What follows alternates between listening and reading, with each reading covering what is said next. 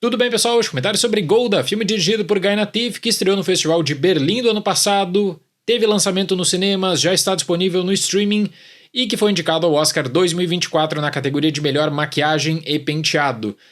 Tava bem curioso para assistir o filme por conta do perfil controverso na própria contemporaneidade sobre a Golda Meir, até mesmo em Israel. É uma figura política que desperta extremos entre amor e ódio. Existem muitas obras interessantes publicadas por acadêmicos sobre vida, sobre decisões políticas, e segundo o diretor, quando ele se aproximou desse projeto sobre a Golda, o interesse inicial era de uma superprodução que na época seria bancada pela Amazon, que acabou mudando o rumo por conta da pandemia.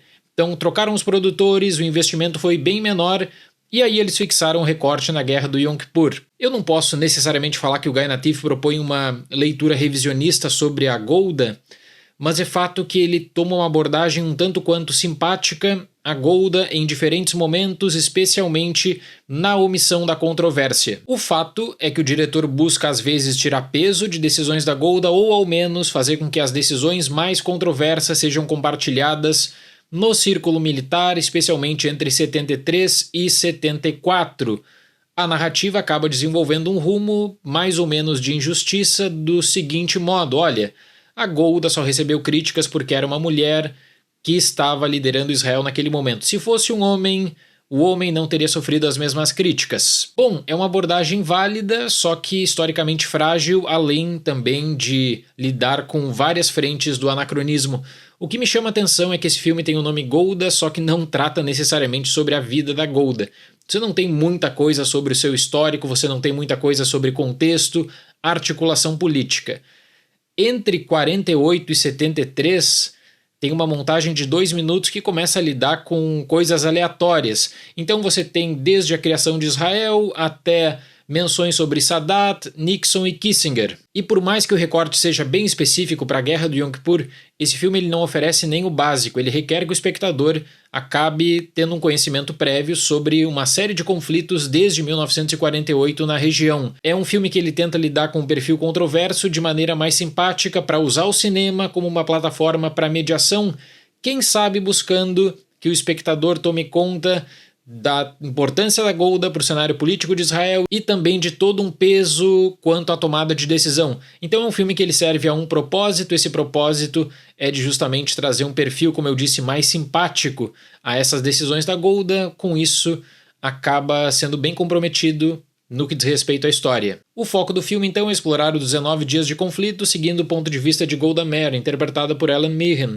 que precisa tomar decisões complexas em meio à discordância entre militares, ameaças externas, junto do contato permanente com os Estados Unidos via Henry Kissinger, interpretado por Liev Schreiber. Com alguns minutos de filme, já existe a principal questão, que é a questão-chave amplamente debatida pós-guerra, amplamente debatida em Israel em 1974, que foi fundamental para Golda Meir deixar o seu cargo de primeira-ministra de Israel, que é a seguinte: Israel teria que se mobilizar de forma parcial ou total para se preparar para uma guerra. Já existiam indícios de uma movimentação de vizinhos, uma possível invasão, e em 74 a comissão que estuda a guerra em Israel, a comissão Agranat, ela acaba chegando à conclusão de que a administração da Golda Meir abraçou um conceito de que Israel só teria chance de ser invadido caso o Egito tivesse superioridade aérea, e aí a Síria só iria atacar se o Egito tomasse a frente. Então era um conceito bem complexo no campo de vista militar.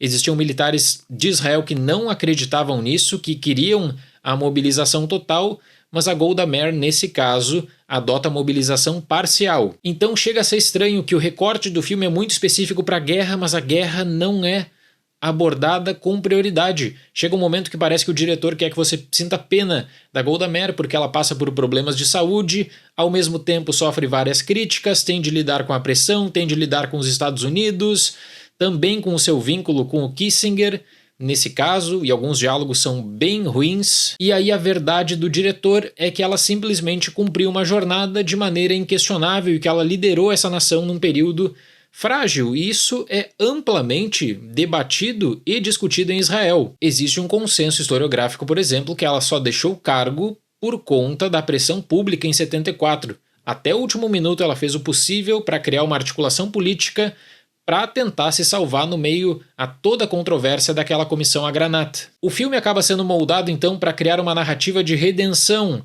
e é o caso, como eu disse, do cinema sendo utilizado como um intermédio para desafiar um retrato histórico que estava consolidado inclusive no meio acadêmico israelense. A maquiagem é tão impressionante que em vários momentos parece que a Ellen Mirren, que é uma grande atriz, eu adoro ela, mas parece que ela está escondida ali e que o diretor só quer buscar a similaridade do olhar. Aí eu deixo a recomendação de um telefilme de 1982 chamado A Woman Called Golda, que é a última atuação da lendária Ingrid Bergman, que trata de uma maneira bem mais convincente sobre o retrato histórico da Golda.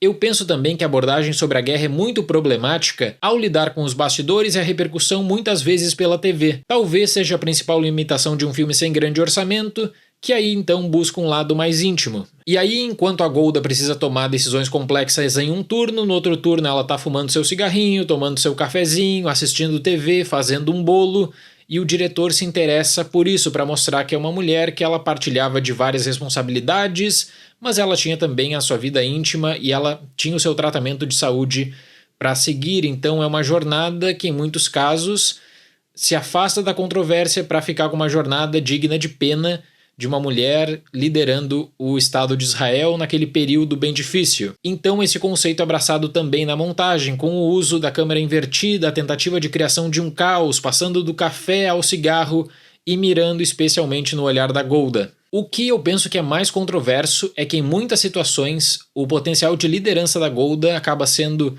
rediscutido pelo próprio diretor nas conversas com Henry Kissinger, em que parece que, olha, os Estados Unidos têm um papel muito importante para o equilíbrio da balança de poder, que era um conceito da própria Realpolitik do Kissinger, então, portanto, não cabe discutir a liderança dos Estados Unidos. Em situações mais controversas, a crítica só deve ser direcionada aos Estados Unidos. Ou seja, a amizade com o Kissinger é válida até um certo ponto. Se é para criticar, só critica os Estados Unidos, retira de consideração qualquer decisão mais controversa da Golda Meir. Tem um salto temporal para 1978 que é injustificável.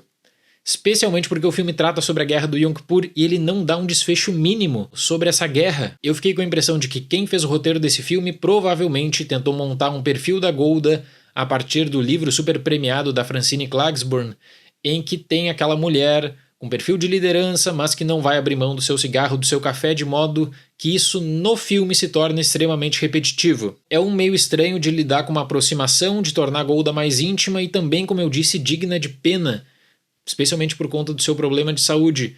É um filme sobre a guerra que não quer discutir a guerra, é um filme sobre um momento decisivo de Israel que não discute a própria comissão israelense, para analisar esse caso de 73, que, repito, seria fundamental para Golda sair do poder em 74. Entra naquela cinebiografia que acaba lidando com um retrato apaixonado do diretor pelo seu tema, nesse caso aqui pela Golda. E para Golda, de Guy Natif, nota 4. O grande destaque mesmo é para a maquiagem e penteado, realmente um trabalho impressionante, é justa a indicação e a lembrança nessa temporada de prêmios, e Golda já está disponível no streaming também para quem quiser assistir antes daquela maratona do Oscar 2024. Certo, pessoal? Muito obrigado pela atenção, até o próximo vídeo e tchau!